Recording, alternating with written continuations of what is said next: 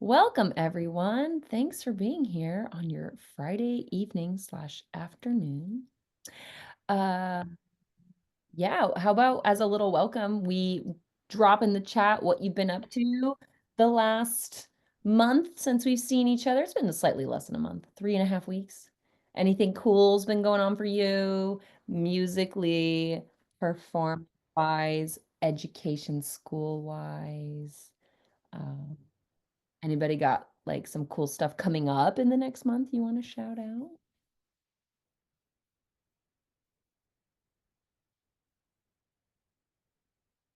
I don't know why this is doing. Am I You know, I'm recording? going to Asta next week. Ooh, Yeah, I'm so excited for that. where is that going to be? Georgia, Where in Georgia? Atlanta. Exciting. Oh, and then next year it's going to be in San Francisco, right? And you're going to come. Yeah, I'm the NOF clinician, the National Orchestra Festival. So Wow. it should be fun. Vicky, new violin and viola? I thought you might have. Ooh. Congratulations. Yeah, the viola I got for like 200 bucks off Facebook Marketplace, but it's really nice. It has a solid back. It's really nice. Whoa. So like someone accidentally like way undervalued it? Your gain. Kendra, the prom musical. That's awesome. My high school that I went to is doing that, and this kid almost didn't come to my concert on Sunday because he was like, "Oh no, I'm in the prom pit," but like his part was doubled, so we were like, "Actually, you're gonna be at my concert." But good luck. I heard that one's fun. Generic metal music? Corinne, what are you talking about? I need to hear more about this.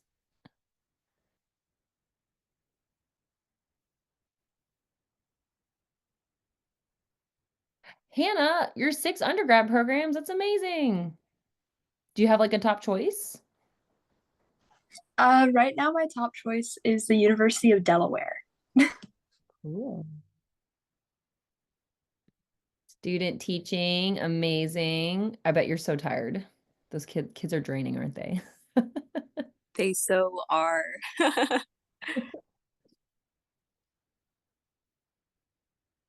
Oh, that's awesome. The interning ads for the Dallas Symphony Children's Chorus. That's a way awesome opportunity.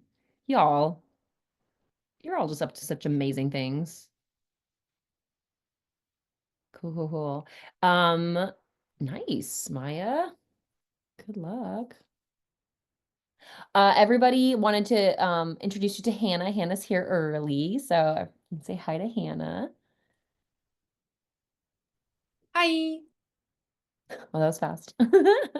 Cool, cool. So yeah, we've got our first half an hour just to kind of hang. And before we get to any of your questions, which if you want to get the ball rolling, if you brought a question with you that you definitely want to make sure you get answered, feel free to shoot it to Tanya if you want it to be anonymous, or you can just kind of hold on to it and we'll get to those in a minute. But we wanted to start today talking a little bit about a topic that we don't really have a formal space for because it doesn't necessarily need a formal space, but talking about our, I guess we could say, outward appearance as a conductor.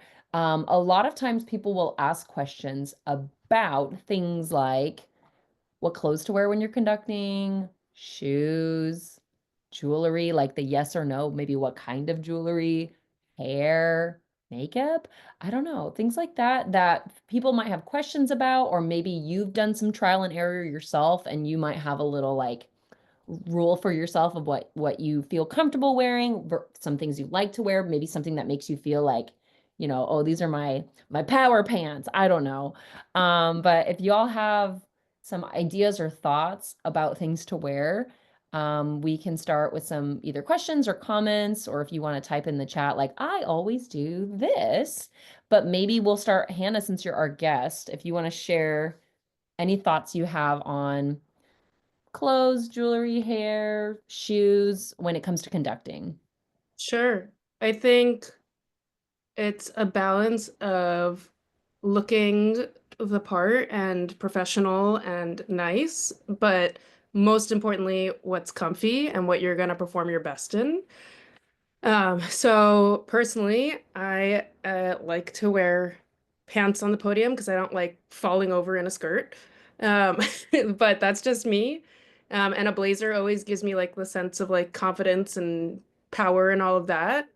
But then I often find that if I have a concert that's got multiple concerts, I'll do like the exact opposite the next day and do like flowy and fun, just to mix up the vibe. But I think in terms of the most important thing, and I say this to my students and my ensembles too, it's not just when you're conducting, when you're performing, you want to feel your best and not have stuff that you're going to be thinking about instead of thinking about the music and what you're doing there. So if you're wearing heels that you're just going to be thinking about the whole time, it's not worth it.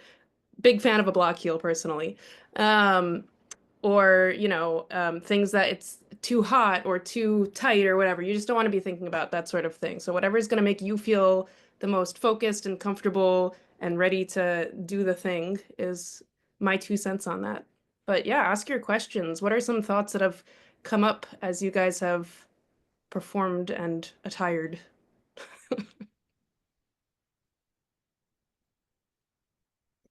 Yeah, so if anyone wants to like describe your like favorite outfit or ask a question while you're thinking about it, I can share. For me, I always think about my outfit, but also like what does it look like from the backside? That's something we forget when we're thinking about like how do I look? We look in the mirror and we forget like actually more people are going to be looking at the back of this outfit. And then I always think about like, yeah, what's comfortable, but then again, what does the backside look like? So typically I try to wear something where I guess the cleft of my booty is not visible. That is something that bothers me personally. Like I don't really notice it or care if other people that's happening with them, but for me personally, I just don't want like the underside of my booty like outlined invisibly for the audience to see. So I will either wear a skirt that has a bit of like flow to it so you're not really seeing that kind of you know, that part of the shape, or a longer jacket that if I'm wearing pants, it will cover. So that's kind of my rule that sometimes I like almost forget walking out the door. I'll be like, I look great, I feel comfortable, and then be like, oh wait, I didn't remember what I look like from the backside. So that's for me personally. But it also that doesn't have to be a rule for anyone, but it's something that I've learned over time that I feel more comfortable looking at like video, um, looking back on it, just having that part of my body obscured a little bit. You just reminded me of the anecdote I think I've shared every other time this has come up in our mentorship program, where I was doing a competition and this very old, antiquated, stuck in the past Italian man told me that all he could look at was the way my butt moved when I conducted, which was like the most disgusting, worst comment that a judge could possibly tell you when you're trying very hard to make nice music. Um, and for the record, was not particularly tight clothes. So these are part of the reasons that we have Girls Who Conduct is to have conversations about things like this and people who are stuck in very antiquated systems.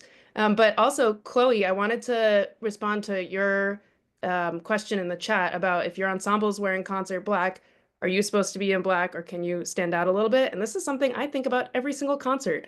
And what I've sort of come to, and I don't think there's a right or a wrong answer, is it's okay to not be in concert black. It's okay to stand out as the conductor and have a little zhuzh as the director, but the primary goal is you don't want to take away from your ensemble. So I'll often do like a slightly uh not black color, not a bright color for like the shirt or something, or for my shoes, my footwear or something. But I wouldn't necessarily wear like a bright floral blazer against the concert black of my ensemble so that all the audience is watching is my back and my arms, you know? So I think the answer is yes, it's totally fine. You just want to make sure that you're highlighting your ensemble and the music again. And it's funny you say that because like I just posted something on my social media and I was wearing like a bright like pink blazer because I told the kids like, all right, this concert you can wear any color. And they were like, oh, it's spring. I'm gonna wear like all this flowery stuff. And then like almost everybody showed up in like black and I was like, great guys, thanks a lot. I guess also sure to check in with the folks, what they're actually going to wear, even though they were like, yeah. stuff. And I did, but in any case, a lot of the things that I want to just add to the conversation is that um when you are checking your clothes, also figure out your span, like move, like actually like go to the extremes of your movements, so that you don't find yourself on stage and you're like, oh wait, why does this feel stuck? I think this is um yeah, it just make sure that you check.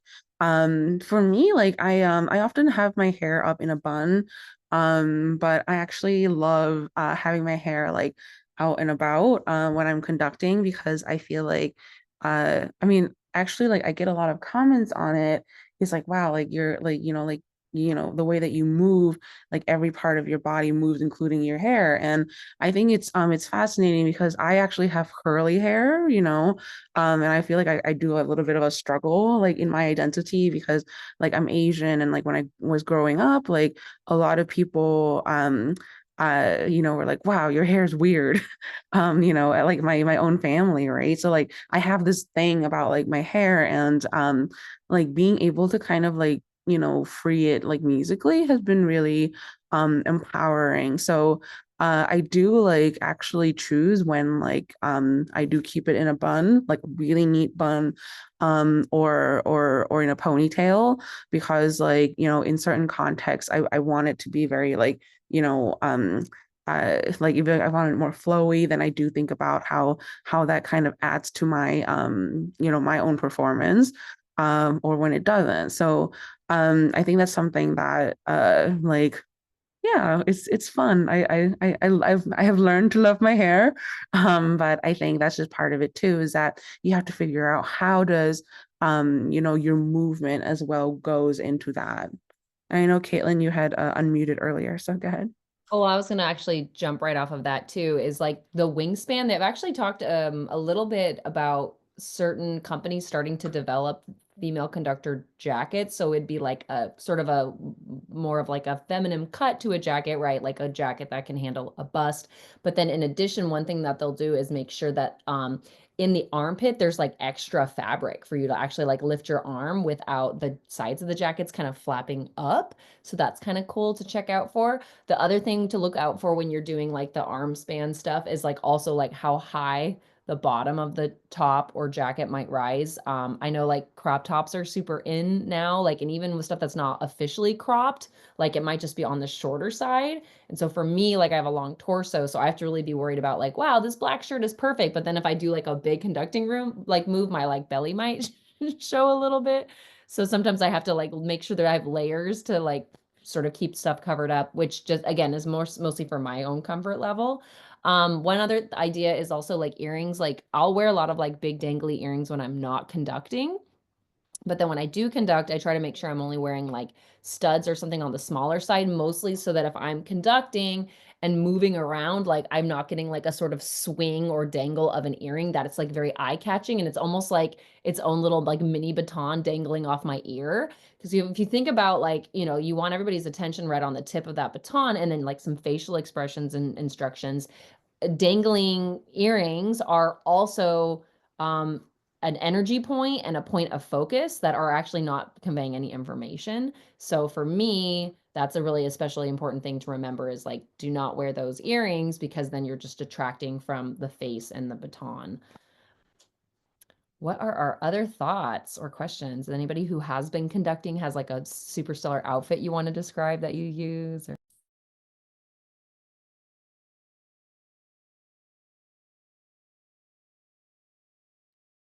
Ooh, shoes is a good question.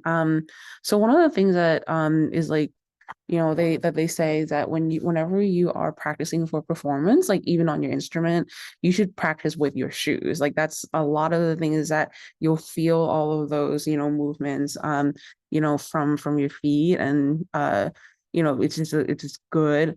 I think one time I did try to conduct with heels, and I did it in the dress rehearsal, and I was like, no, never again. That was not for me.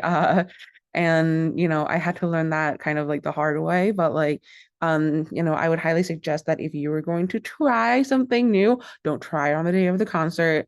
But for me, like I cannot conduct in heels. It makes me feel like I'm about to topple over. And because like I, like the way that I feel, like, my span and how I reach for the sound, that's really, really affected by it. Um, I love my flats, so that my ballet flats are my go-to. Hannah, do you have any go-to for your shoes? So weirdly, I like am very anti-heel in every other aspect of my life, but in conducting, I really like wearing heels because I think it helps give me the chutzpah. But Yes. only a block heel. I will not mess with a stiletto, censored. But a block heel that's like pretty low and like stable. I actually find that it helps me not walk around on the podium, but it sort of forces me to stay put and grounded. Or like a heeled boot, like a nice like dress boot. But I feel like that's more for a slightly more casual setting. And a heel would be for a slightly, like if I'm in a concert hall, I'm going to do a heel. If I'm doing like a performance at the university that I work at that's a little more low key, like I'll wear like a heeled boot. I don't like flats so much personally because I walk out of them. So again, this all comes down to practicality for your body, right? So like what works for Tanya might not work for me, might not work for Caitlin. So like for me, if I'm wearing flats, I tend to walk around the podium. It's a strange habit. I shouldn't. But I would like walk out of my flats. So something with a strap probably, even if it's a heel. But yeah, you just have to figure out what's comfy for you and what you can stand in for a long time. Because you don't want to be up there like midway through a masterwork and you're like, dang, my knees be hurting. So practicing, like Tanya said, in the shoe for the full duration of the piece, not just standing up and then being like, this feels kind of nice, but like doing your dress rehearsal in them. And also consider if they make noise, right? Like a lot of heels will clip, clip, clip, clip across the stage. And then even if you're on the podium, depending on the like material of the podium, if you're worried about making noise in your heels, you might want to also think about that. Do we want to transition away from clothes, hair, shoes, jewelry discussion and answer some more open-ended general questions? I will also just, sorry, I just thought of something. I will add to the shoe thing. Dr. Scholl's inserts. Very good. Well, also, I just found out I'm like a wide, and I finally got wide shoes, and I'm like, oh, my feet have been getting crushed my entire life. So if you hate shoes, I don't know, maybe try wide. Maybe you're wide like me. Okay. So does anybody have any more general questions from the month or some stuff we haven't focused on yet before we get into Hannah's programming topic at the 30 past the hour? Got about 10, 12 minutes here.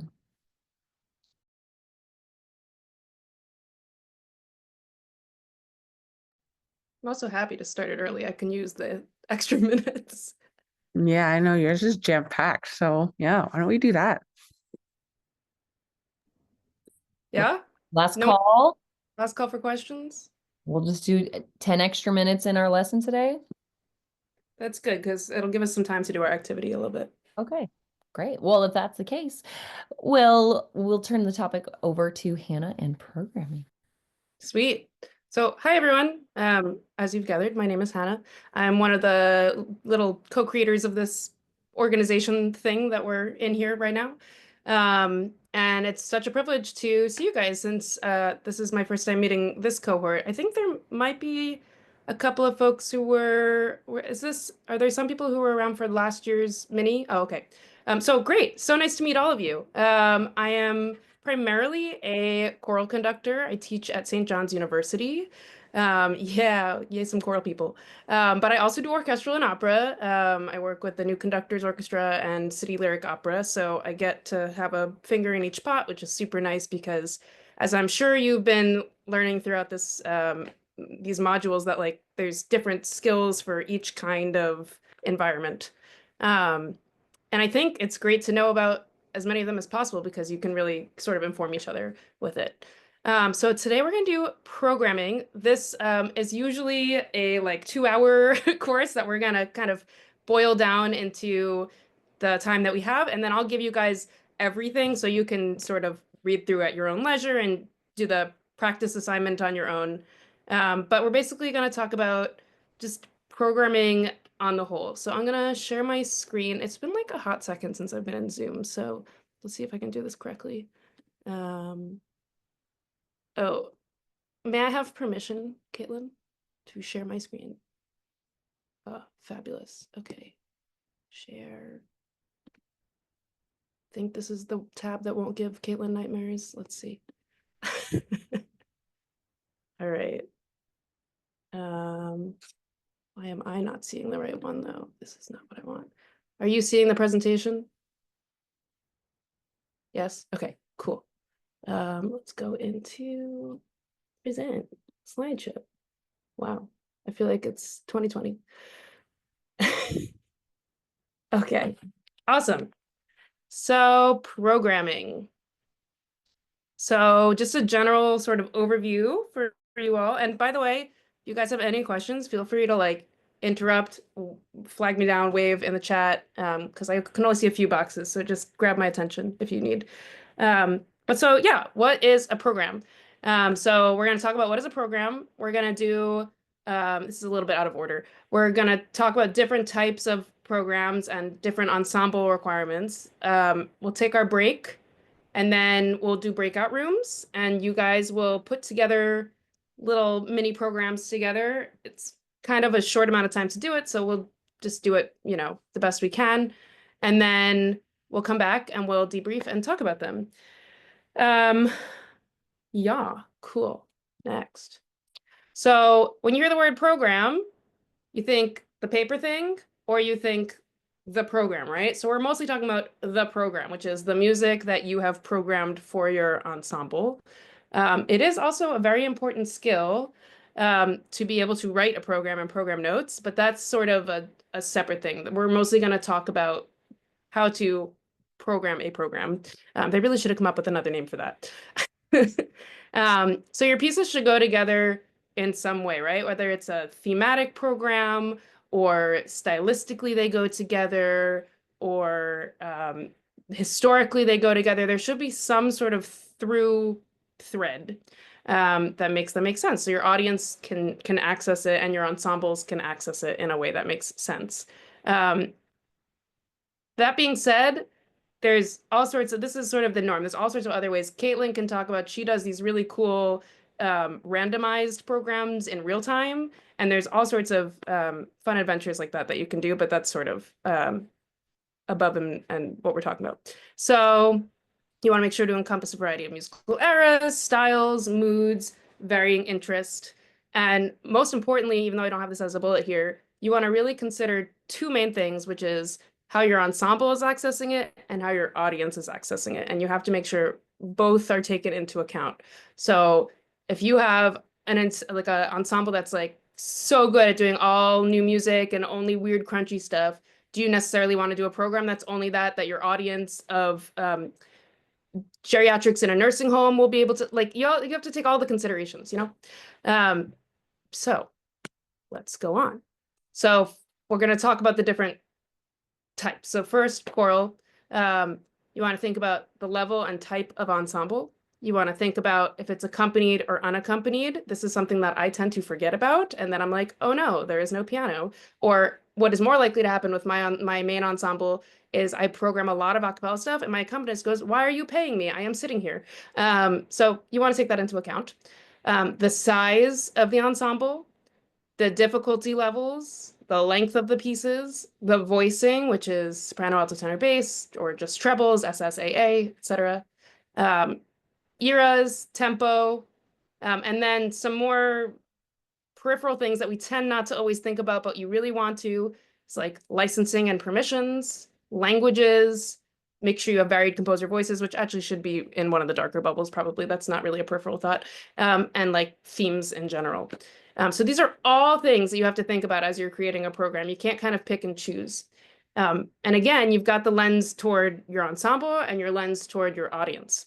I think a big thing that people sometimes overlook is making sure you have that varied difficulty. So you have to think about what your rehearsal process is, how many rehearsals are you going to have, and make sure that you don't lose your ensemble's interest, right? Whether they're pros or amateurs, you want to make sure that if you're going to do a stretch piece, you got to give them a palate cleanser at some point so that they can kind of like calm their brains and then move on to the next thing. So you have to have a little bit of variance in that.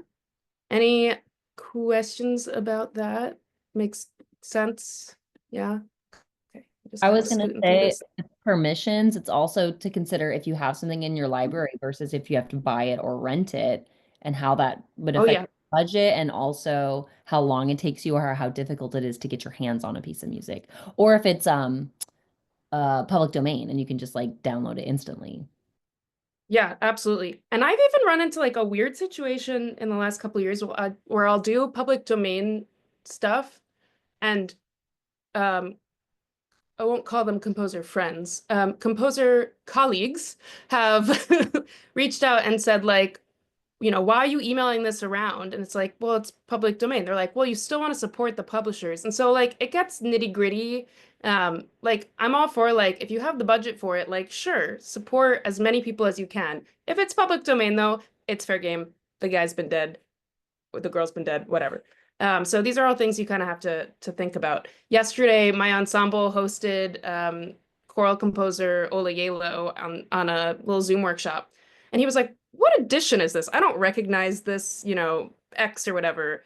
And I was like, um, this might have been an edition that I still had from like my high school days. And like many new editions have come out and, they sort of expect that you buy the newest edition. So just be aware of these things, especially when the composers walk into your classroom, that you are being respectful to them and have their most recent edition. But anyway, that's a very specific anecdote. All right, so this is like a very boiled down version of this, and I don't even know that I like this slide anymore that I made like 4 years ago. But taking into consideration different types of music. So in choral, you sort of have the big sacred chunk, you've got the secular chunk, and then you sort of have other, which tends to be all of the British royal stuff. So for sacred, that's your requiems, your masses, your motets, anthems, cantatas, oratorio, all the stuff you think about when you think of like big choral masterworks that have like a Kyrie, a Gloria, that kind of thing. Secular, you've got madrigals, part songs, canons, and then sort of choral repertoire. This is a term that I've been trying to figure out for the last few years. This is mostly what I program for my university choir because most of them don't read music. And it's not classical, but it's not pop, and it is not really any genre that you can kind of like think of a name on Spotify for. It's sort of like choral music that composers have written for the sake of being choral music. And there's a lot of it, so it's great. And then the other stuff is sort of a lot of that royal stuff or choral orchestral, but this is again very boiled down. Orchestral. So again, thinking about the type of ensemble. So chamber orchestra, full orchestra, string orchestra, short form composition, long form composition, whether it's a concerto, whether you have to take into account solo instrumentalists. Again, always thinking budget. But I'll let you guys look through this on your own time. I want to keep going, so I want to have time for our activity. So again, a lot of this is really similar to the choral. So level type of ensemble, program type, so knowing your audience. So in that case, it's like, is it a children's educational concert or is it a symphonic subscription concert or is it a benefit concert? There's all these different types of concerts, so programming appropriately. Difficulty, length, size of the ensemble, mood. Okay, a lot of this is the same. A big difference in choral versus orchestral is part rentals. This is something that I feel like they really don't teach you in school, and you have to learn it the hard way. So figuring out part rentals, making sure it's in budget, figuring out how you get the scores and how you get back the scores, and then bowings and liaising with your concertmaster or your section leaders to make sure that these things go in. So if all of that seems super duper overwhelming, then that's a programming consideration, right? So making sure you do something a little simpler until you feel like you've gotten your feet wet enough to make it a little more involved. But yeah, sort of similar considerations to the choral stuff we talked about. Another big difference is since the voice is a part of the body, with choral stuff, it's a lot more vulnerable. So oftentimes you have to take into consideration what your ensemble or your students are willing to give versus with orchestra or band or instrumental ensembles, it's more just the level of the group. It's not so much a psychological game, but you know, there's psychology to both of them for sure. Going on. This was sort of something that another one of our colleagues included in this, which is just a useful thing to know. It doesn't really go into programming, but it's sort of the shorthand that you can write in for instrumentation. It's a good thing to know because if you're programming and you've written in the shorthand and then you're comparing what else to put in your program, you can make sure that you're using the same instruments and you don't have to hire out an extra instrumentalist or 5. So yeah, I won't get too deep into that. I'll send you guys these slides if you want to look more closely at that system. And this is just another example of it that's a little more complex. So I believe you were sent this sort of supplemental doc, yeah? I'm not going to go through it because you have it, but I'm just going to just show you a brief overview because you can reference this when we go into the breakout groups. This is like the 101. So, oh my gosh, please stop yelling at me, Chrome. Thank you. So just basically considerations for your program, sort of what we just talked about on the other slides, whether it's themed, budget, and then we have a lovely list from our colleague Michelle Refrano of sort of core orchestral rep. And then the same thing, this is for choral, things to take into consideration. And then this is sort of a core list that I put together of pieces you should just know. They're by no means the be all end all, and there's so much other great rep out there, but just some things to sort of play with as we sort of do our activity in a moment of putting together some programs. Some other resources are also on here of databases and documents that a bunch of us have sort of compiled, and then publishers. So that's just a good resource for you guys to have to reference. It really is like an awesome resource. So getting back in here. Oh my goodness, how do I get this back to presentation?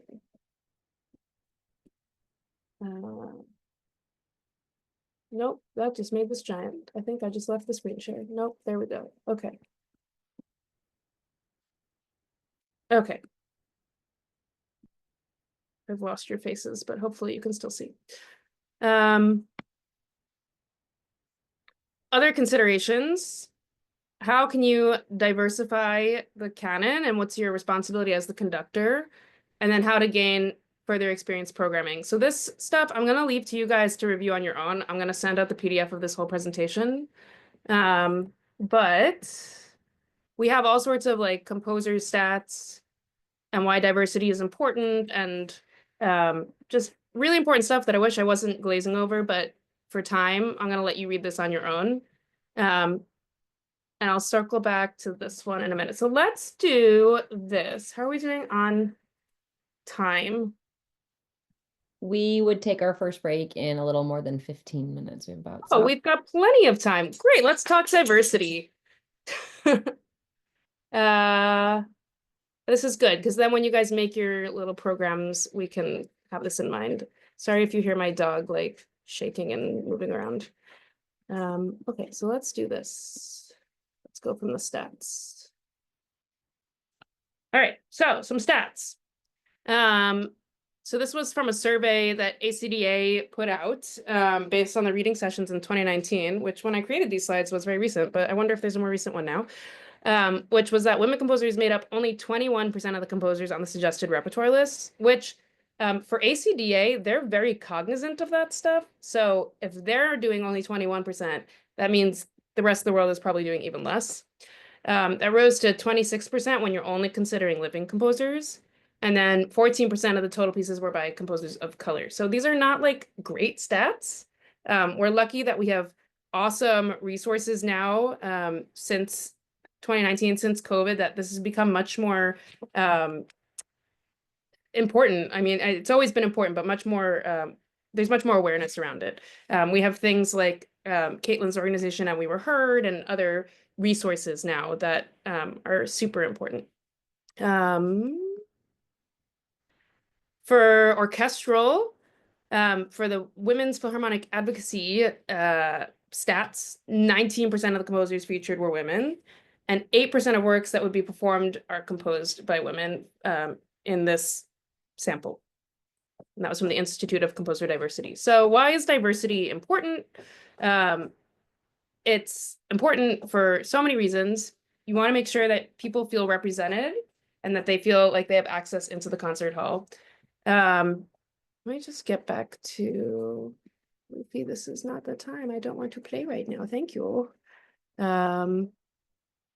Sorry. Just trying to get back to your faces so I can make sure I'm not missing any questions or anything. Okay, I'm just gonna let Caitlin yell out if there's anything because I can't see anything.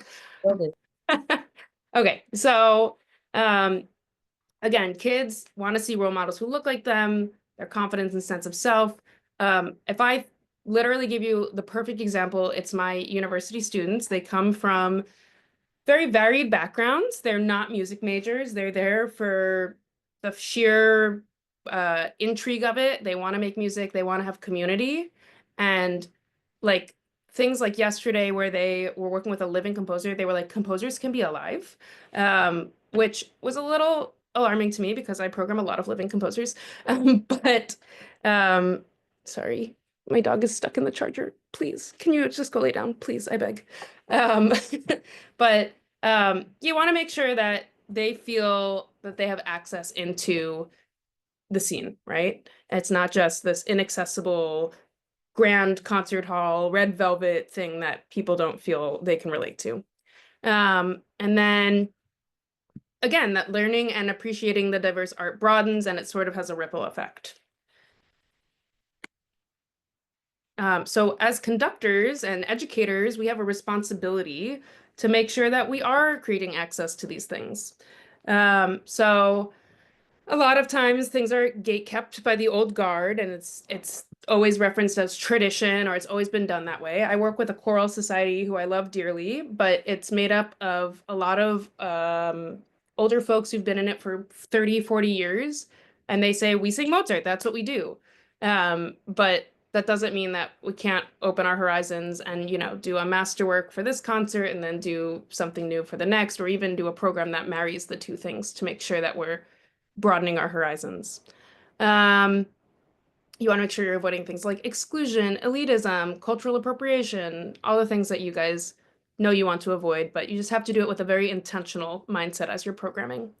You want to avoid revisionist or incomplete history. Make sure you're looking at, you know, who's writing the history books. And one thing that comes to mind with that is arrangers. So making sure that you're choosing arrangements that are informed. So something that came up recently in a forum that I'm in was a white male edited spiritual. That is not to say that that couldn't be okay. It could be totally okay if the person was, you know, they did their due diligence and, you know, in this particular case, it was not handled well. And so it was this whole topic of discussion. So making sure that every part of the piece is kosher and respecting those involved.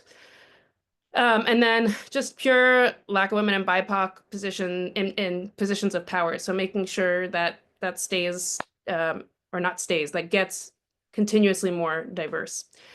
Let's see. Yeah, you get the gist. And then again, gatekeeping, exclusion. So this is what we're sort of working against and why we're fighting the good fight. So old systems of white supremacy and patriarchy, biased actions that manifest from these mentalities are racism and sexism. So often, none of this is intentional, right? It's just, this is how it's done. This is how it's always been done. And so it's our job to sort of push against that and make sure that we're moving forward and not stagnating. These are some examples. You can read through these later when I send the slides, but just, I'm sure each of you have had your own experience even with gender issues with music or the podium. But it's getting slowly better with resources that we have. I think this is a lot of the same, so I'll let you guys read this stuff on your own time. This is a great article from NPR about why is American classical music so white. There's also all sorts of materials and videos about Western music and how it's quite stagnated, but get the idea.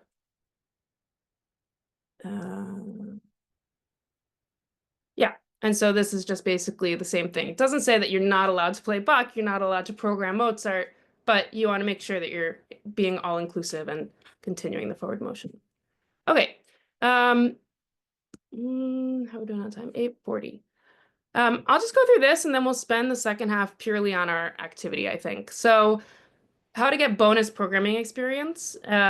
A great way to do that is to just do informal gatherings of your friends to read through music. So whether that's at your school or in your apartment, or in the park. I'd like to do like park sings when it gets nice out.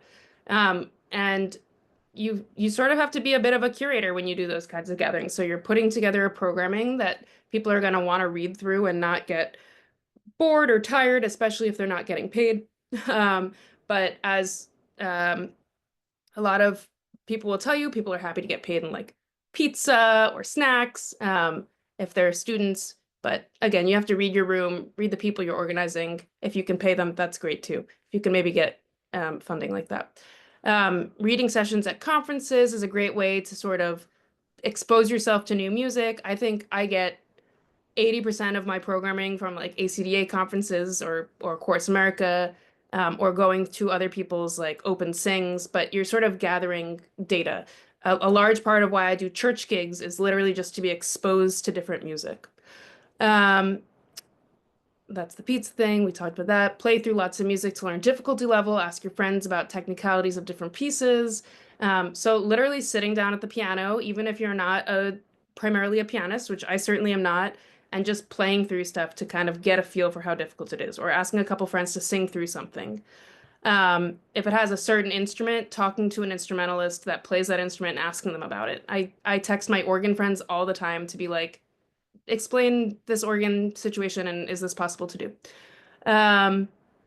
Create and play solo chamber recitals, so kind of the same idea, but again, it's all to do with the resources at hand. Often renting spaces can be quite challenging, so that's just if you have a space.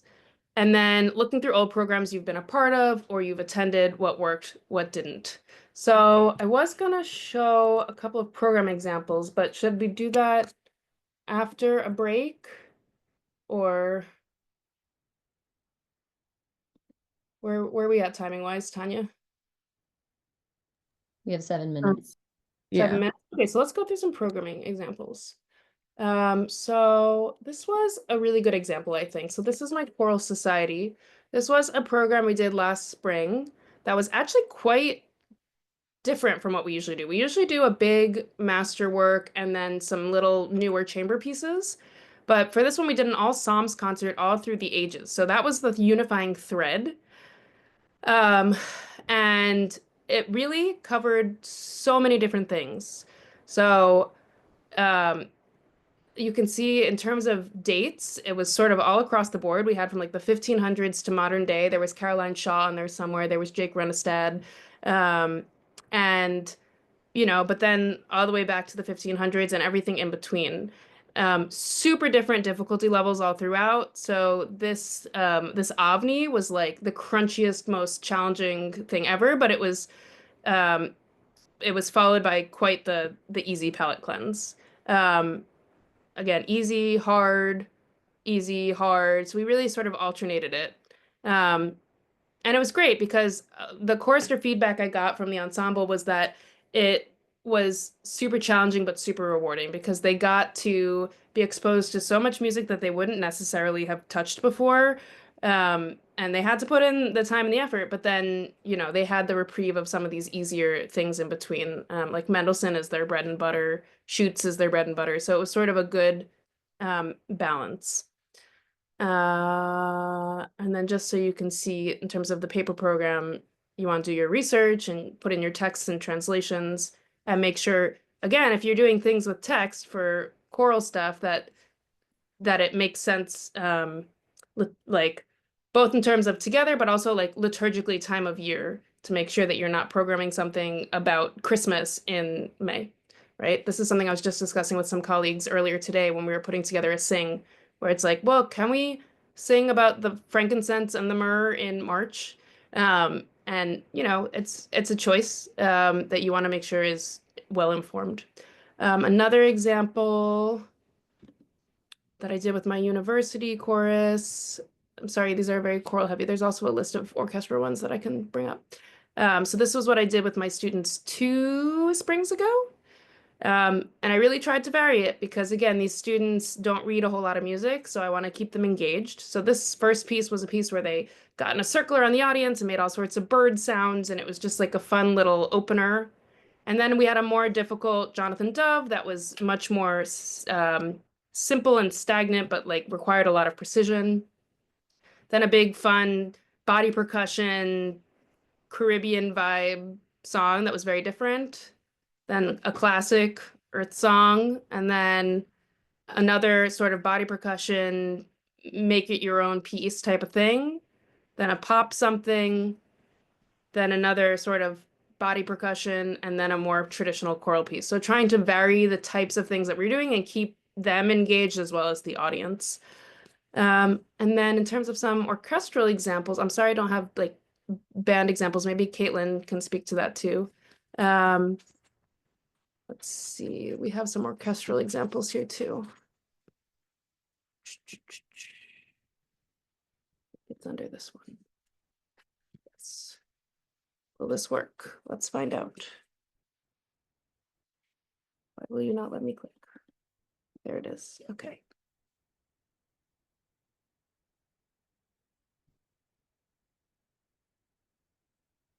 Okay.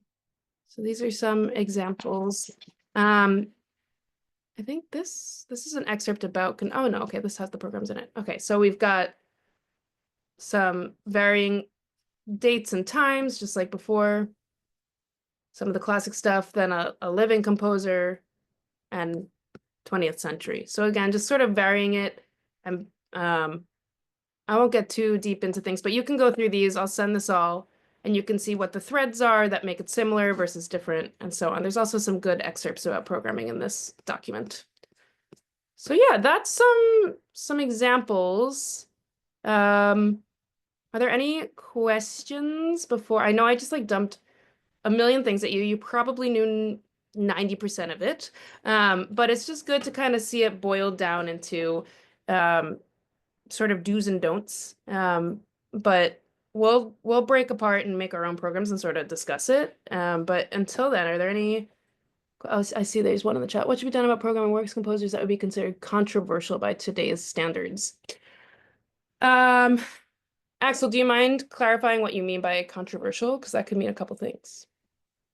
Yeah, so maybe I guess the first example that comes to mind for me is like the Nutcracker. It's performed every year around Christmas, but like if it were to be composed today, that'd be really like not appropriate. In terms of like the different cultures that are represented on stage? Yeah. Yeah, like okay, yeah, sure. Yeah. Or like I don't know, a composer that has a history of like, I don't know, being racist. Like I'm going off the top of my head, like George Gershwin. Yeah. I think that's a really great nuanced question. I think a great example that comes to my mind is like Wagner. You know, he wrote a treatise on why Jews ruin music, but yet he wrote a nice tune every once in a while. So I think you can separate, and this is just my take, and I know other people would say something else. I personally find that like if the music is meaningful to me or my ensembles, I can separate the person from the music as long as the music itself is not problematic. But then I want to make sure to do my due diligence in the program notes, you know, and make sure that like I'm addressing any issues and saying why it's meaningful to us and so on. In terms of the Nutcracker, that's actually a great example because I have a friend and colleague who's the executive director of New York City Ballet, and they had to make major changes this year, which is crazy that it only happened in 2025. But they were like, yeah, this is like the costumes are pretty racist. We should probably address this. So it doesn't change the fact that like the music is very stereotypical and like you've got like certain tropes for like representing certain cultures. But they're not going to stop performing the Nutcracker at New York City Ballet. You know, it's their moneymaker. It's expected from the public. So the best we can do as leaders and as conductors and as people in these positions of power is to just make sure people are educated about this stuff, right? So you can still perform it, but just make sure you put in the history in your program notes and make sure you acknowledge, you know, the whole story and not just kind of do the erasure thing where you're like, this didn't happen. He wasn't an anti-Semite or a racist. You know, this is just what it is. But sort of, sorry, I'm laughing because this is like my dog's prime time with me usually. And so she's like wiggling all over my feet and it's too much. She's being a drama queen. Um, but yeah, I think it's just about being educated and then using that power to educate your audiences and your ensembles, right? I think my ensembles and I spend more time chatting than we do making music, which like could be a good thing and a bad thing. But like I want to make sure that we have a deep understanding of what we're creating together, and that we know the history and why we're singing it together, right? And a lot of times, especially my college students will tell me that the meaning that they've imprinted upon it or that they've drawn from it is very different than what the composer intended. And as long as they're drawing something good from it, that's all I need. Yeah, kind of. Yeah, we have reached our Thank you. break time, so let's start a 10-minute break from now. I see we're at 51, so let's be back at the hour 01, depending on where you are in your time zone. If you want to mute yourself, your video, walk away, get a stretch, get a drink, use the restroom, feel free. If you want to stick around and keep chatting, or if anyone has any thoughts about sort of this concept of extracting the composer and their personality slash problematic tendencies, whatever it may be, from their music or not, feel free to drop in the chat. I'll include my own thoughts. But yeah, we'll see you back at 01. Thank you.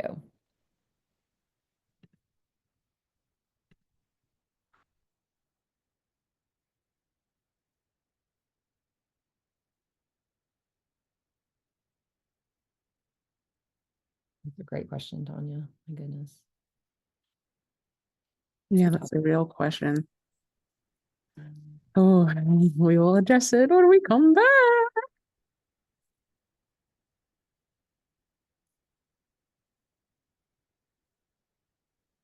Oh, Get started.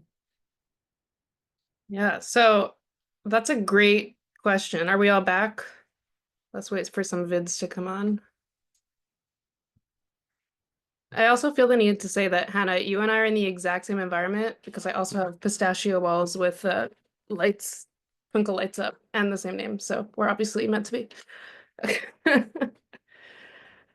So yeah, that's an awesome question. I loved Caitlin's response, even though I can no longer see it. But it was a great response. But my response to that, and maybe again, this is all subjective, is what is a ban on DEI? That's nonsense. Just keep doing what we're doing, and make sure that you're representing and I am on the board of the New York Choral Consortium, and we literally, right on the heels of the election, did a membership day around how do we renew our commitment to DEI and this kind of programming and this kind of representation, because you got to do it that much harder and stronger against this nonsense that's happening up top. But yeah, Tanya, Caitlin, do you want to chime in to that question? Oh, I think we should do it at the end. Let's keep working on your Okay. Okay, activity. great. So we're gonna do some sample programming. So don't get overwhelmed by this document. This was from when there was supposed to be a whole week in between, but I'm just gonna show it to you and we're gonna do a mini version of it. So let me share my screen again. I'm so sorry I'm a boomer when it comes to screen sharing. Okay. I always share that browser and then it opens the other browser. Very annoying. Okay. Programming. Nope. Programming. Nope. Yes, that was it. Why did that not open? Yes. No. Dang. Okay, we're gonna conquer this. It's gonna happen. There it is. Okay. So I'm again gonna send this to you guys afterward. Feel free to take your time with it and do your own thing. If you want to email me or the girls who conduct email with what you come up with after the fact, you're more than welcome to do that, and I'll give you feedback.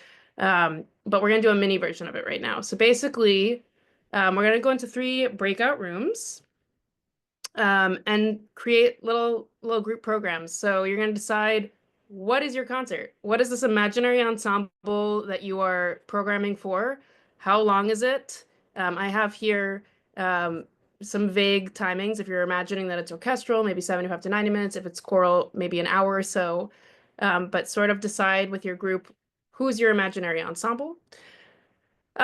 Describe the lengths of the pieces. Okay, you don't have to do this today. Don't do that. Just pick pieces. Don't worry about length. That's too much math.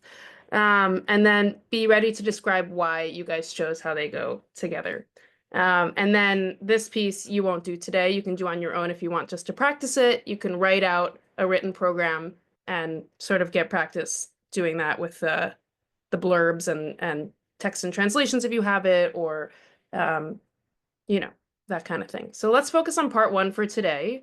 Let's jump into 3 breakout rooms if possible. I'll stop sharing my screen. And each group, just come up with your imaginary ensemble and a short little program. If you want to refer to the supplemental sheet that Caitlin emailed you guys yesterday, you can just go with those example pieces, or you can throw on any piece that you can think of if your group is willing. Okay, when should we come back? Let's do, I was gonna say 10 minutes, but we've already used 4 of those minutes. Let's come back at 9, 10, 12, 15, whatever you think. Okay, we'll do 10 minutes. So 10 minutes and we're back to share. And I'm going to join room 3, room 2. Tanya, you're going to be with them. And room 1, Hannah, you're with them. Right. Back in 10 minutes. Welcome back.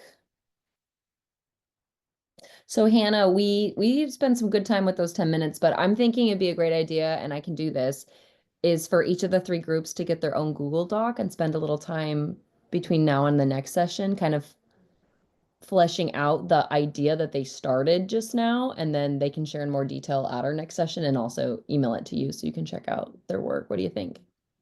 Yeah, totally. That was a tough thing to do.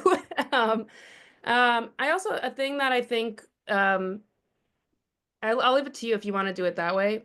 But I think since they have different specialties, for lack of a better word, they would program different things. And so we can do the group thing and have them continue, or we can just have them do it on their own. Individual assignment? Okay. Yeah, yeah. Well, should we have everybody share kind of what they did talk about? Yeah, for sure. Or at least talk about some things that came into consideration, even if there's not a full program fleshed out in 7 minutes or whatever it was. I would actually be curious, like, I know that, like, we like to share, maybe we can share some of the pieces that we chose, but also like maybe see some challenges that they faced creating this. I think that would be a good use of time in the last, 13 minutes. Definitely. So we had like a scribe in our group, so maybe one person from each group can sort of report back on some things that you talked about, maybe the program you sort of came up with, and the challenges, like Tanya said. Just go in order 1, 2, 3. Yeah, sure. So group 1 was us, I believe, right? So Hannah. So we talked about programming for like a high-level university orchestra. So the main problem that we were facing was that a lot of the time one of us would bring up a song and it would be like, this would sound really nice, but, and then the but would be something revolving around time. So the time constraint for the actual like program was kind of a struggle. And then in terms of what we actually did decide, we went with Elgar's cello concerto, which is half an hour-ish. And then Boulanger's, I'm not going to try and pronounce it, but it's 6 minutes long. And then Walker's lyric for strings. I don't remember writing that one, but I'm assuming that we talked about it if I did write it, which is also 6 minutes. And then Ravel's Daphne and Chloe Suite number 2, which is 16 to 18 minutes. I couldn't quite hear which one it was, so I just wrote down both. And then that took us to about an hour. But it was mainly the time constraints that were kind of limiting us in what we could do.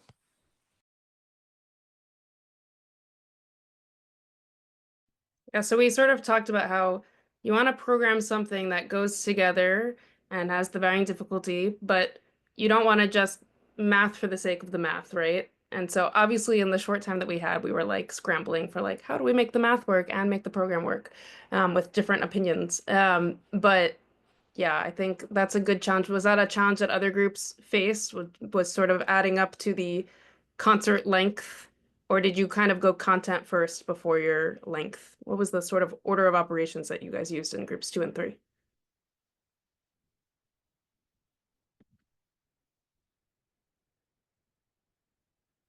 Content first. Uh-huh. And I think when you have more time, that what I like to do is I have like uh, a note on my computer that's sort of a running note of rep ideas, and I dump everything I want to do in a certain semester or a certain concert cycle, and then I sort of try different combinations to see how it works together based on the content first. But again, quite hard in a time constraint. Content and context, yeah, so make sure they go together, those things that we talked about. Yeah, great. Group 2, do you want to share what you went through a little bit? Yeah, so our biggest struggle from the jump was kind of figuring out where to start and figuring out what the centerpiece of the entire program would end up being. And we settled on doing like a concerto and then maybe an overture or two, or like tone poems, something of the sort. Um, and we ended up with Clark's viola sonata.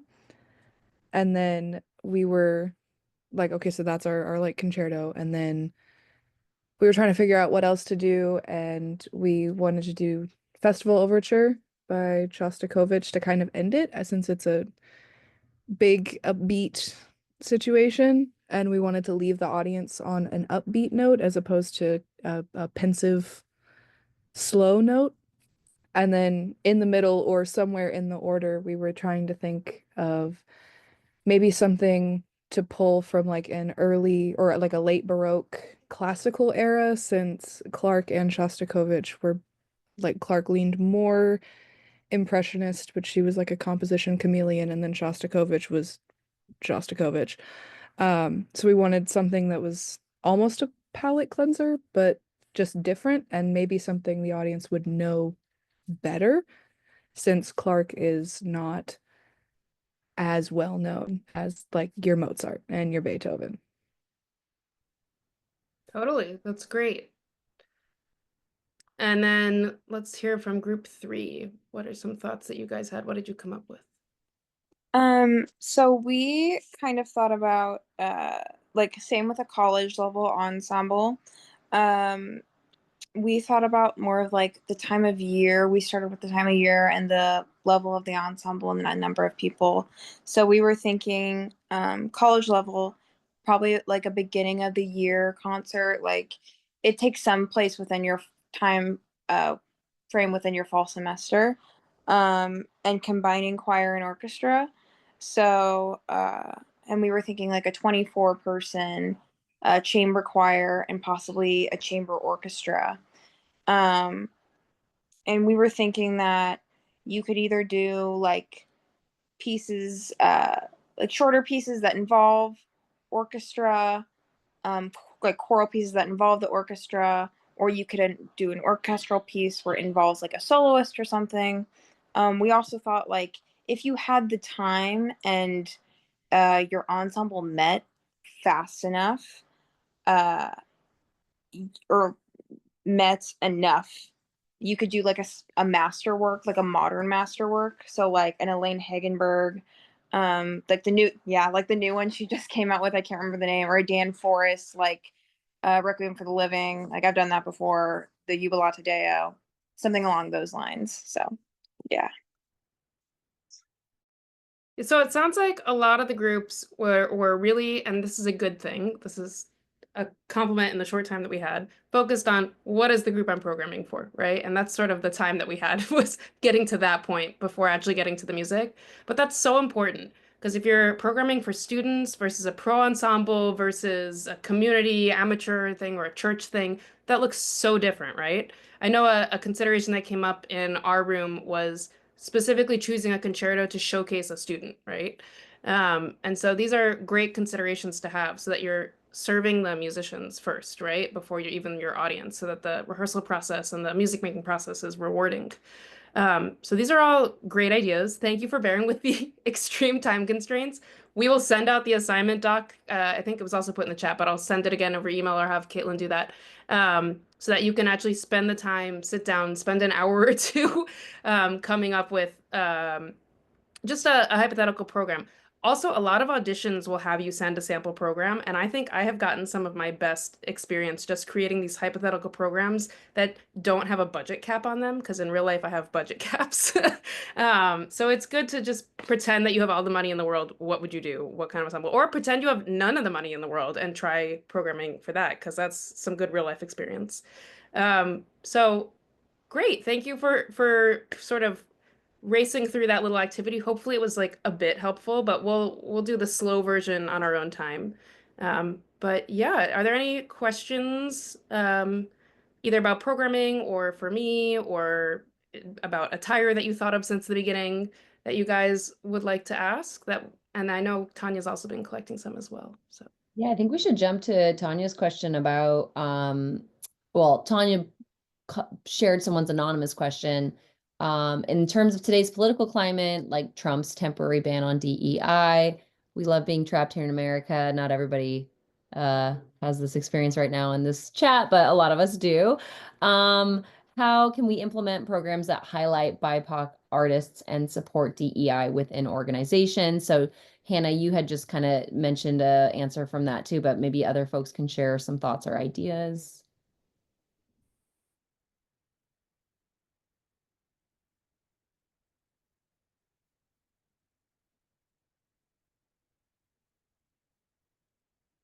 yeah, Megan. So we actually just talked about this in my music education class on Thursday, I think. Where like it's important to have that representation, and it's important to, I guess, don't program for the simple reason that like, I don't know how to word what I'm saying, but I'm like, what you should do, Tick a box. yeah. Yeah. Like what you were saying earlier is just program like you have been. Like make sure you have women composers, make sure you have composers of color, like Kevin Day, such a great composer. He's a black man. But or specific, like we're doing a Japanese piece with traditional Japanese drums in our wind ensemble right now. And the percussion teacher, she is Japanese. So she's helped like what piece is it? It's Sea Goddess by, I don't know who it's by. But like it has traditional Japanese themes, and also ensuring like that composer is actually Japanese, because I heard a story from one of my colleagues that like there was a composer going around with a Japanese name, but they were actually like a white man. So also vetting your sources. Is it Larry Clark? You're talking about Larry I don't know. Yeah, that was Keiko Yamada Gate. Yeah, that was bad. But the Sea Goddess is by Hirokata Katakoka. Yes, we do have taiko drums. That's really great. Cool. Thanks, Megan. Annie, do you want to share your thoughts? Yeah, I think kind of along the lines with what Megan was saying, but just kind of adding on to it, like making sure you're doing pieces by underrepresented composers throughout your entire year. I think sometimes it's really cool to have a concert that's like, oh, we're doing all women composers and displaying that and having that. And if you're if you're worried about getting in trouble with like your school or something about doing something like that, like we're going to do all diverse composers for a concert and scared that might get you in trouble. Well, make sure you just incorporate those pieces throughout your school year. And you can include in the program notes like, oh, yes, this is a woman, or this is a Black person, or a Japanese person wrote this piece, or this is the cultural context behind this piece, or whatever it might be. But, I also think like sometimes it can be kind of performative to do a concert where it's all diverse composers, and then the next concert is it's all Mozart and Haydn, and the rest of your concerts are all the dead old white guys. So I think being conscious about programming, like representing throughout your year, whatever that might look like, or throughout your cycles. Yeah, I think you bring up a good point too, because we're talking about not programming to tick a box, but you have to make sure that the piece resonates with you and your ensemble, right? You're not just programming it because it's a Black person or because she's a woman, but you're programming it because it resonates and because you want to bring the piece to people, right? Um, and I just had a thought that slipped out of my brain from the Choral Consortium workshop about this. Um, but anyway, that's a great point that you make. Exactly, Annie. Alexandra. So I think a big example is if y'all know what happened with the Kennedy Center. Basically, Trump appointed himself, I think it was chairman of the Kennedy Center, and fired all of the board. Is when platforms that we've historically used to share the kind of art and messages we want to create is removed from us. I feel like the only thing that we're able to, because we don't control these systems, is just take everything we've been doing as much as possible, obviously understanding like funding cuts and we just don't have the money to do certain things, is you have to take it to the grassroots level. And we can't forget art in times like these, if that makes sense. Just because our platforms have been removed from us, we still have to platform ourselves, as difficult as that is. Beautiful thought. We have reached the end of our time, but as usual, if we want to go over a little bit more, feel free to stick around and we'll continue this conversation, and it will be still part of our recording. I do want to take this moment to thank Hannah for being here as our special guest mentor and sharing all of her amazing knowledge about programming. We are going to build this out as a homework assignment for now, for the folks who are here as well as the folks who had to miss today. So you'll have two options. You can continue working on the program you started in your group, or if you want to branch off and do just your own program, focusing on your own sort of ideal ensemble, or your own thoughts and ideas and backgrounds and experiences. Or you could even do both if you want to work with your group and do your own. But we'll have those sort of due by next time. We'll send out an email with like kind of what that assignment will look like, and hopefully it'll be really rewarding and fun experience for you. So that being said, if you have to head out at this moment, thank you so much for being here, and we'll see you at our next one, which is going to be our makeup with Ingrid Martin, which is going to be on a day, Tuesday, April 15th, and I'll send out some emails about that as well. But yeah, let's continue the conversation. I think Annie, you wanted to share an idea? No? Okay, I thought I saw a hand. I will maybe then just pipe up real quick with a couple ideas. So two things that I do that I think are like a DEI witch hunt proof is one, yeah, kind of like what Annie was mentioning, is to be programming year round diverse voices and composers. So it's never like necessarily a thing. One thing I will do though is sometimes like I pick a theme or I have a concert, I'll do an honor band, and I just happen to program all women and I never mention it. It's not a thing. And occasionally people come up afterwards and be like, I see what you did. And I'll be like, what did I do? So it's a thing, but you don't mention it. It doesn't have to be like, that's part of the reason people are getting like run out of town or come after or reported, is because you're being really verbal and loud about what you're doing. Think about Shostakovich.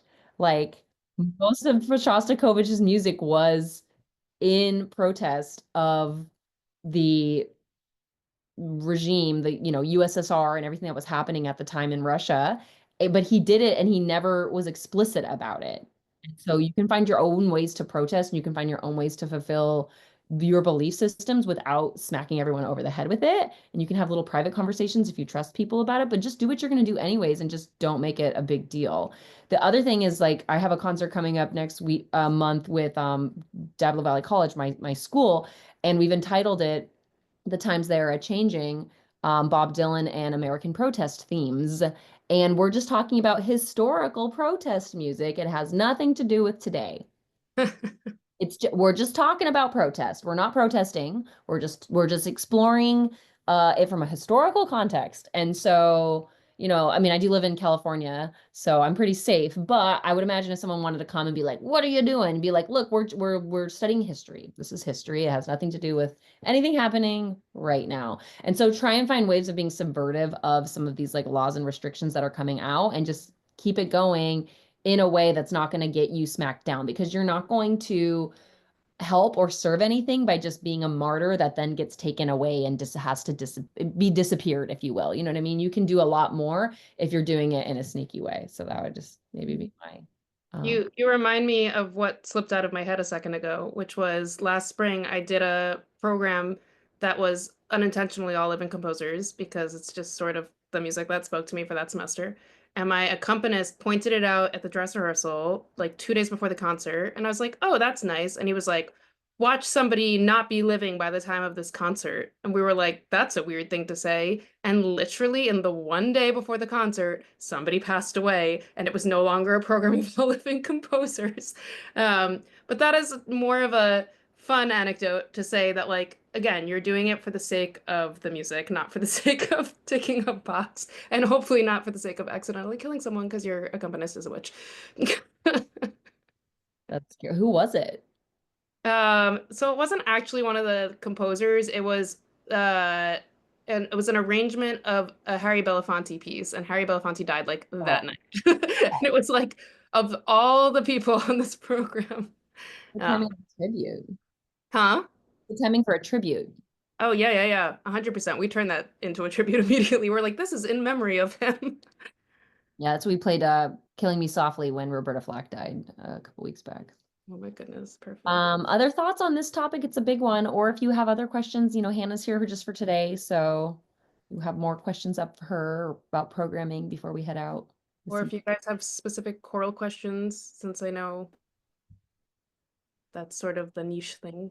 I actually have a question about rentals. I know you said you might be able to touch on it, but I've been like last year I did a recital and I was really struggling with rentals and like getting a hold of music and that sort of thing. So I'd love to hear any of your thoughts or just get more of an idea of how it all works. Yeah.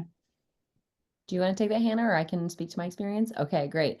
So, unfortunately, in the music world, we have this thing called a rental, and essentially it is a way for a composer to, one, make more money off of a piece of music that they have produced and released, and number two, they maintain more control over that piece. So typically this is going to be a more major work for that composer or a more niche work. Like if they don't anticipate a ton of people performing it, a lot of times they'll make the choice to keep it as a rental.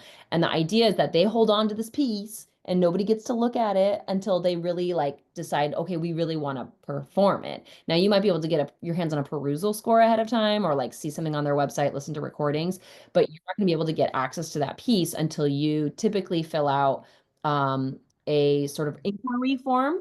An inquiry form either for the composer or for the publisher, letting them know, hey, I'm interested in this piece. Typically, you have to know the date or dates you're performing it ahead of time. Maybe even how big the audience is going to be, how much you're going to sell a ticket price for, because all of that information is going to go into the math of how much they're going to require you to pay to get to rent the piece. So if it's going to be like, oh, I'm just performing it one time for free, like they may actually say no, but they may also be like, oh, well, you're a student and we get that you just want to do it at your recital, so we could offer you for this like super low budget.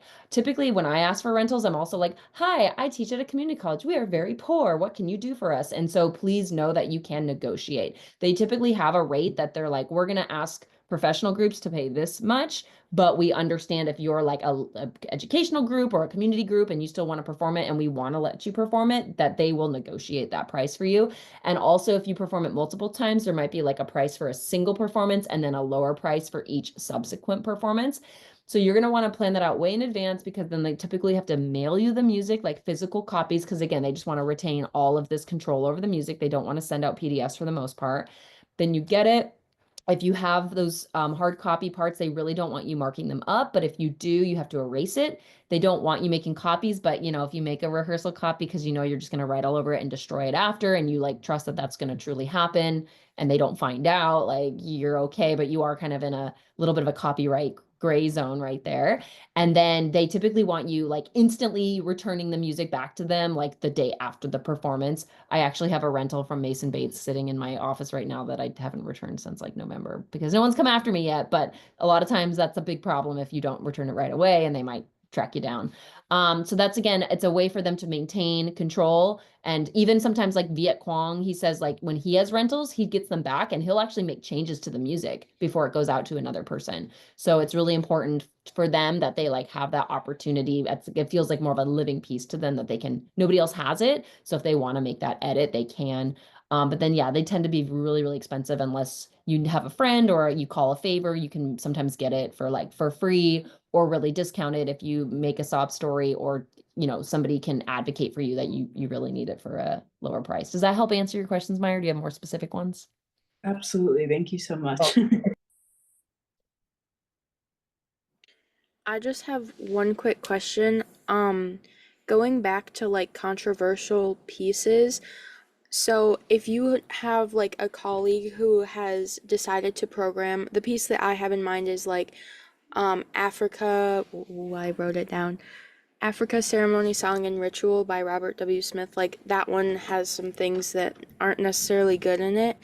How would you go about like talking to them and saying, hey, I don't think that we should be performing this piece, or I don't think that this should be programmed, and here's why? Like, how would you kind of approach that topic? Hannah, do you want to take that? Sure. I think it's really tricky. I don't think there's a correct answer to this scenario. I've definitely been on both sides of that conversation. I've been the one going to someone, and I've been the one who's been come to. And I think the key is to just have respectful discourse, and explain your thoughts why. I think, again, this was that discussion I was mentioning to you guys about the white man arranged spiritual. There was a lot of commentary in that forum about like, don't go to the director and tell them what to do, which is not necessarily the right response. I think it is fine to voice concerns over something like that that's valid, but it's just in how you go about the discourse. So I think it's respectful to go to somebody and say, hey, like I have some concerns about this, things that make me uncomfy, or like things about the history or whatever, and present a case that's respectful. But I think you can't necessarily expect people to hold the same view as you necessarily. And so like I've been in the scenario where I've had students come up to me and say, I'm not comfortable singing this piece. And I've defended why I've chosen it to them. If it like really truly offended somebody like through and through, I obviously like wouldn't go through with it because it's not worth that to me. But I've had scenarios where like somebody was just uncomfy with something because they weren't used to something.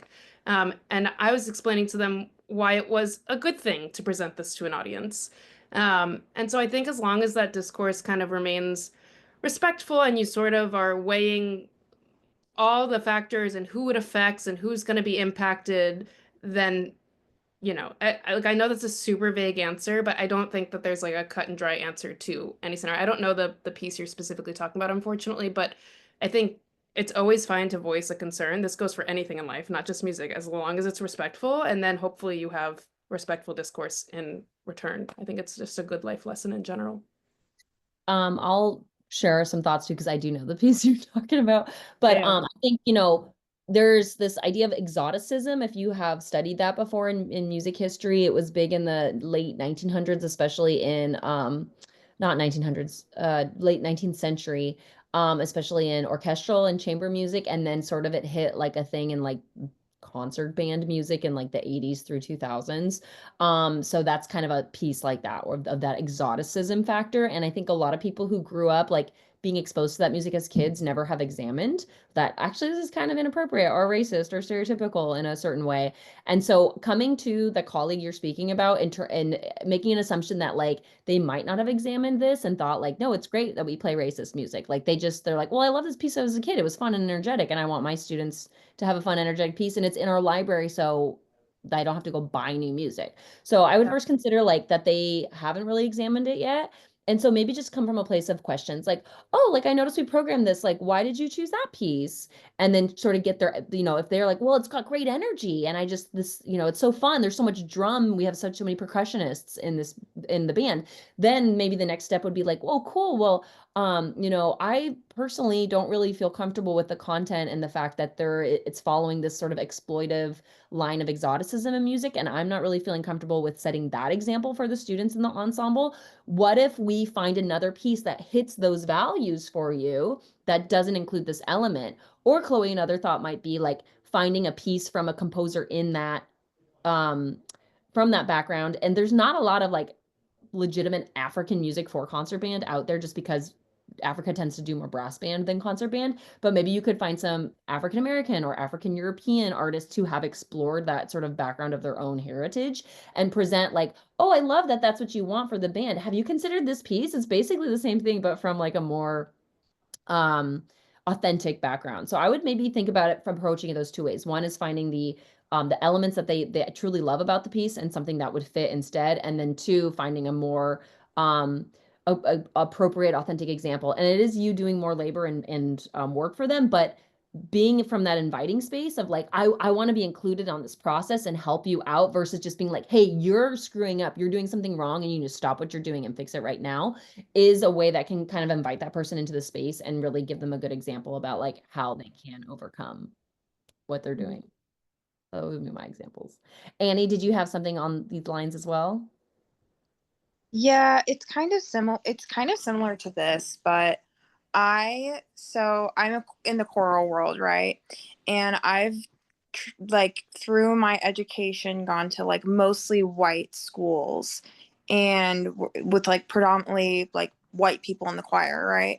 And I found that a lot of white people, and this isn't me, dogging on anybody else, but get very uncomfortable performing like traditional or authentic gospel spirituals. And they think that like, oh, we're a white choir and therefore we shouldn't be performing as this because it's not our thing to perform.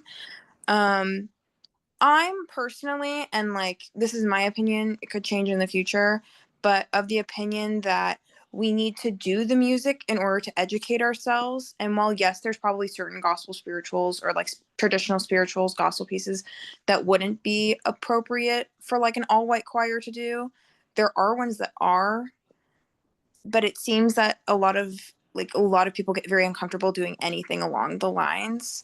And I guess like Hannah, I want to know your thoughts on this because like people like, it's been really like interesting because like for me I'm like it's a gospel piece or it's a spiritual, like it's important we do stuff like this to expose people even though we are an all white choir. So I'm Yeah. This is a constant discussion in the choral world. I think this was something I was very afraid of as a choral conductor for a very long time, and my eyes were like really, I'm not open, but I felt very affirmed when I started working with a boss who does gospel choir, and with students that are primarily Black and Latino. And I walked in as the white woman, and I was like, "Am I allowed to lead this? Am I, what is okay?" And the constant feedback I got from people in those communities, and again, like I'm in New York City, so like it's very different vibe than like maybe somewhere more like conservative or traditional. But in my bubble, the constant feedback I was getting was, we want to be represented. Yes, we should be doing it. Just make sure that you're informing yourself, not like treating it correctly. That was, you know what I'm saying. Bad wording, but yeah.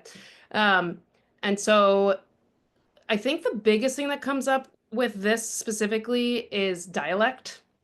And so if you have an all-white choir, like saying things like chillin' and like just dialect things, but the response that I've seen the most from people of that background and who do gospel and who are people of color is that it's weirder to change the words to make it white than to do what the dialect is. So if you're singing in French or in German or whatever, you're singing in French or in German. So it's the same thing, as long as you're not treating it like a caricature, but you're just doing the dialect.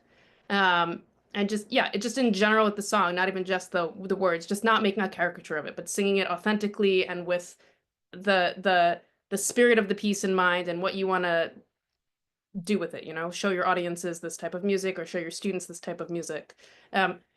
You will hear different responses to that question. That's like a very big debate in the core world of like what we are and aren't allowed to do across cultures. But I am strongly of the feeling that like we should be performing everything possible and exposing our students to everything possible as long as it's respectful and you're reaching out to those communities to make sure that you're doing it, you know, with that kind of regard. And I hope that kind of answers your question. I know that I'm very biased about it, but Along the line of outreach too, like if you're in a mostly white choir, then like uncomfortable with like mostly Black or African American music, a question could be had of like, where are those people in our community and do they feel sufficiently invited to participate in this activity with us? I wanted to do like Mexican music concert at DVC, which we have a large population, but not so much represented in the band. And I was new, so it's like there's only so much I've been able to do since I got to my school to be able to like invite that community. So I felt like this is an opportunity to do so. So I created that program. I paid a professional mariachi to join us, split the concert, perform on the concert with us, perform together on some of the music we could perform together, and then invited our affinity groups on campus to come watch for free, like with, you know, comp tickets and stuff. So as a way of engaging. So it's like maybe if we're super uncomfortable, we really want to do it, could we find a true gospel choir who wants to share the concert with us? And then maybe invite some groups to be like, hey, come sit in the audience, see what we do, see what we can do. Do you want to be part of this? And that could potentially change the demographics of the choir in a way that would help you feel more authentic to the experience. yeah, for sure. Cool. It's really interesting in terms of recruitment of what shows up at your auditions, right? This is something that like I've been dealing with my choir a lot. And it's not a bad thing of what I'm dealing with, but when I look at the makeup of the choir pre-COVID, when it was my predecessor, it was like a largely white choir. And when I look at it now, I have like one white student and I'm like, why is this the case? Which is fine. I have no issues with what the makeup of it is, but you, like Caitlin is saying, you just want to question like, how do I get all the groups represented in my you know, community. And so you may have to do different types of outreach and different types of performance opportunities and different spaces, and it's all a fun game, recruitment. Melina, you had your hand raised. Do you have a question or comment? Yes, I do have a question. If are we done with that? Okay. Yeah, so I noticed, Hannah, that in your biography, I'm a choral music education major right now. So I noticed that in your biography that they sent out that you have pedagogical work that focuses on music and the brain. And too, in the Zoom meeting tonight, you mentioned that as choral educators or conductors, we should consider what the singer is willing to give psychologically and physically when performing in an ensemble. So I was just wondering if do you have any suggestions on how to approach keeping your ensemble of singers like engaged and willing and overall how do you create that safe space for them because your mechanism is internally and your emotions really do affect that your Yeah, instrument. totally.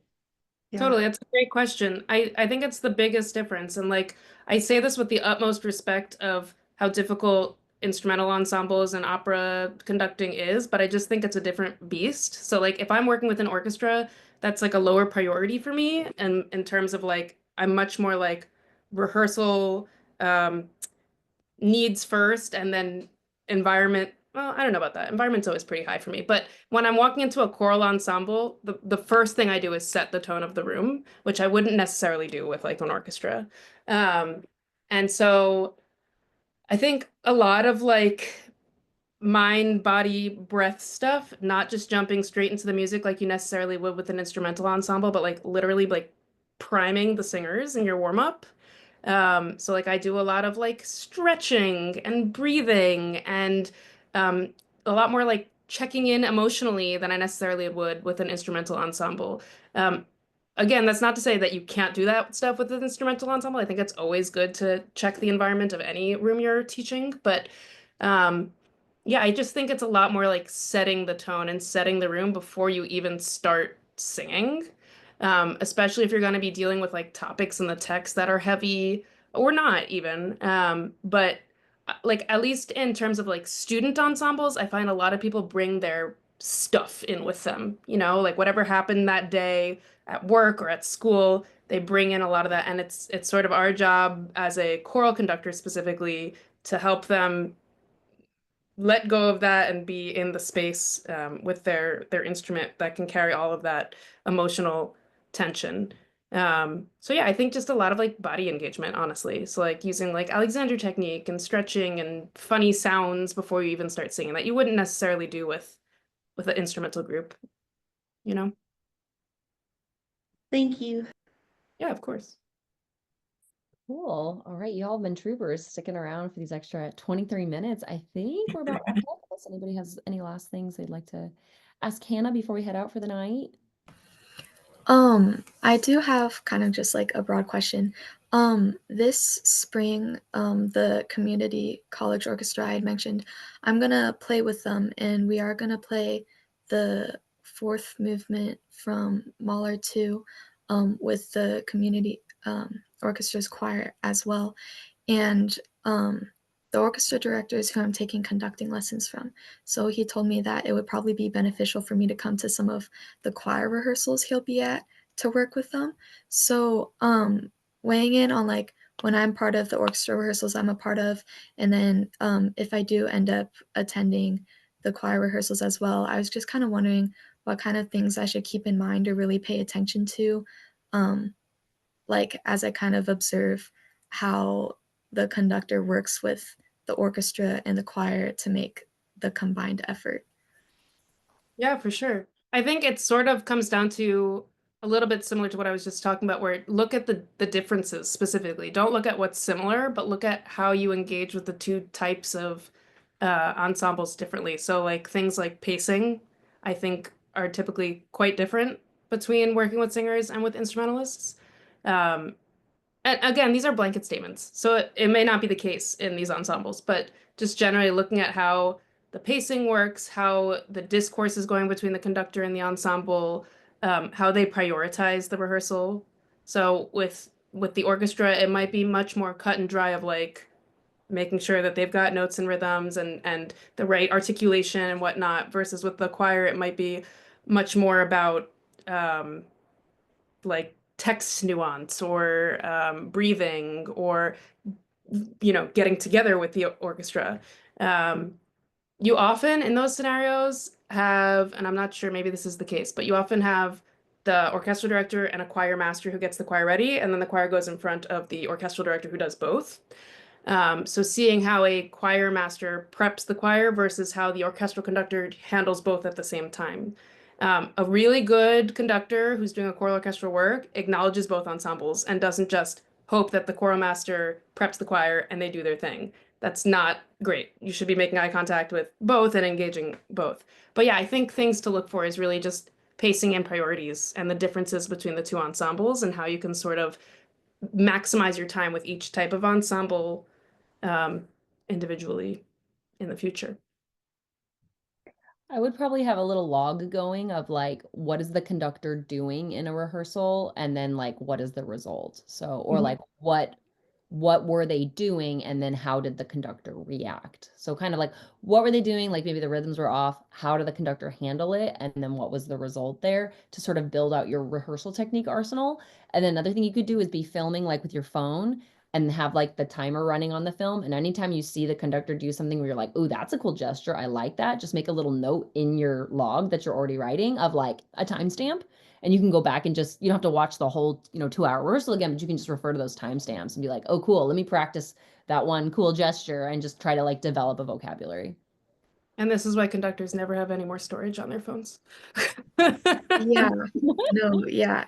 The director, he always records his rehearsals, and then when I was doing my first piece conducting, I always got video back from that portion of rehearsal. So yeah, it is a lot of storage space.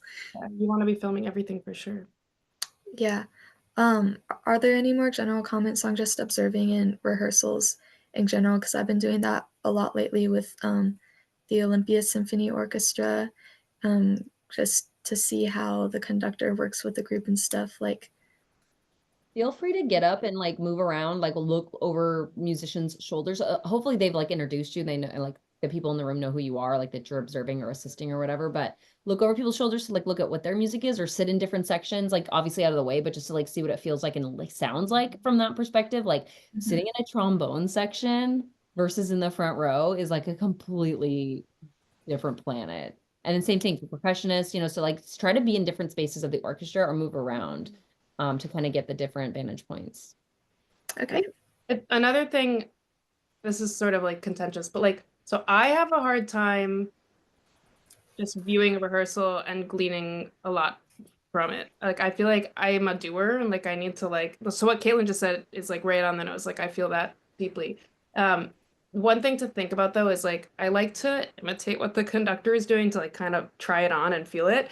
But you want to make sure they don't see you doing that, because they might find that it's either distracting to them, or I've done it before and they've like said that their ensemble was looking at me instead of them, which feels like an issue, not an issue, but okay. But anyway, sort of what Caitlin was saying, maybe the answer to that, I'm gonna steal this, is to do the video, write down the timestamps, and then try it on like later in your bedroom or whatever, so that you can absorb what they did, or you can like think through why they chose that rehearsal technique or why they chose that gesture, and get the why out of it. Okay, thanks. Time. That sounds so fun. Yeah. All right. Well, we are officially at hour 2, so we should head out. Thank you guys so much for sticking around. And thank you again, Hannah, for all the time you have provided for this. It was amazing. Of course, it was so lovely to meet everyone. Great. All right. We will be sending out emails shortly, and I look forward to seeing what you come up with for your programming assignment. Have a great night, everybody. Thank you. Thank you. Thank you. Yeah. Thanks so much, Hannah. That was amazing. Sorry, Tanya couldn't stick on. She was like exhausted, I guess. It's fine. I'm so sorry. That was so frantic. I couldn't figure out my screen share and I couldn't see my notes.